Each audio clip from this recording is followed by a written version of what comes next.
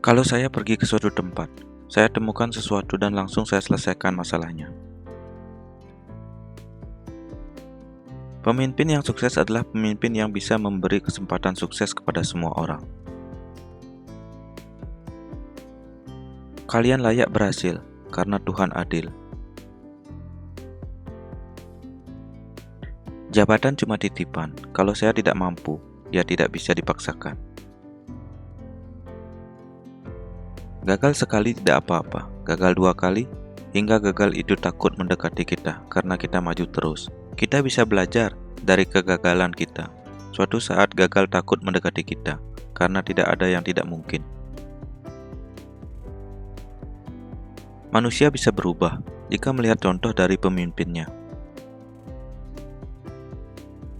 Saya akan merasa puas dan senang kalau pekerjaan bisa berjalan baik. Itu yang buat saya semangat lagi. Kalau saya pergi ke suatu tempat, saya temukan sesuatu dan langsung saya selesaikan masalahnya. Ancaman ada, tapi saya ikhlas. Tinggal tunggu kapan Tuhan ambil nyawa saya. Jadi wali kota itu harus adil, tidak boleh membeda-bedakan. Ini yang sulit. Saya memang selalu mengecek sesuatu sampai ke hal detail. Jadi, tidak ada hubungannya orang tua kalian kurang mampu lalu putus sekolah. Kalian semua berhak untuk sukses dan berhasil, asal kalian mau atau tidak. Untuk anak-anakku, tidak usah berpikir asal dan siapa orang tua kalian. Kalian berhak berhasil karena Tuhan itu adil. Kalau kita merasa lebih baik dari orang lain, itu kita berarti sama dengan menyalahkan Tuhan, karena kita semua adalah ciptaannya. Saya tidak peduli orang ngomong apa, karena ini saya pertanggungjawabkan di hadapan Tuhan. Ini bukan soal gaya-gayaan, apa yang aku pikirkan, ya keluar begitu saja. Aku ingin selesai masalah sekarang itu juga. Tuhan memang menciptakan kita berbeda-beda, tapi Tuhan Maha Adil. Manusia diwajibkan berusaha dan berdoa. Sekarang tinggal kalian mau atau tidak. Kalau kamu punya masalah, jangan lari ke narkoba atau minuman keras. Hadapi semua. Keberhasilan dan kesuksesan adalah hak semua orang. Ukuran modern itu kita mendapatkan kemajuan, bukan malah kemunduran. Kadang bertemu dengan anak-anak jalanan atau yatim piatu, saya ambil dan rawat mereka, saya sekolahkan. Saya berikan ilmu dan pikiran, saya sudah berikan semuanya. Kalau urus rakyat, saya malah senang, saya jadi kuat. Yang membuktikan orang berhasil atau tidak, itu dari usahanya berhasil menghadapi ujian dari Tuhan. Kalau saya tidak yakin dengan prinsip saya pasti tersasar.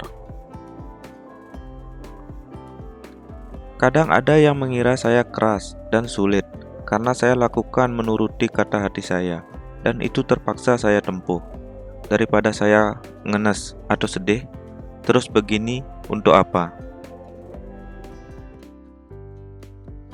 Entah mengapa saya selalu melibatkan perasaan dalam bekerja. Ini menjadi berat karena mengaduk-aduk emosi.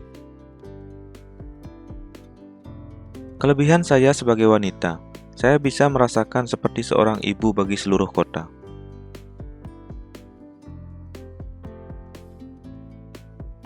Jangan pernah berpikir, saya bukan bagian dari sampean atau kalian.